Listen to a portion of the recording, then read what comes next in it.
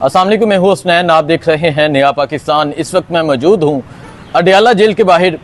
शेर अफजल मरवत के हवाले से बहुत अपडेट है, बहुत बड़ी अपडेट है।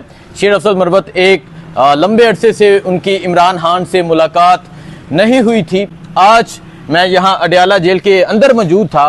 पहले नईम हैदर पंजोता को रोका गया, बैरिस्टर गौहर को रोका गया, इसके अलावा शेर अफजल मरवत को भी रोका गया। इंतज़ार पंजोता, नईम हैदर पंजोता वो पहले चले गए अडयाला जेल में। आज समात है और अभी की अपडेट ये है कि अंदर से पैगाम आया है कि शेर अफजल मरवत और बैरिस्टर गौहर जिन्हें रोका गया था उन्हें भी अंदर भेज दिया जाए।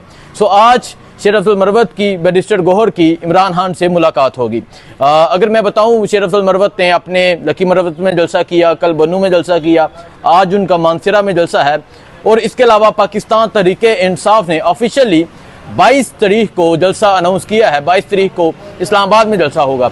सो अगर आज इमरान खान ने ये जिम्मेदारी दी कि आप सब ने इकट्ठे होना है, आप सब ने इकट्ठे होकर मिलकर जलसा करना है। जैसा कि आपको पता है कि पार्टी इख्तलाफात हैं, हमाद अजहर ने इस्तीफ़ा दिया, इसके अलावा लाहौर के प्रेसिडेंट ने इस्तीफ़ा दिया, जनरल सेक्रेटरी ने इस्तीफ़ा दिया, लाहौर के प्रेसिडेंट शेख इम्तियाज़ को नया प्रेसिडेंट लगा दिया गया। कल KPK में शकील खान ने इस्तीफ़ा दिया, आतिफ खान, जुनैद अकबर उनके हक में बोल पड़े।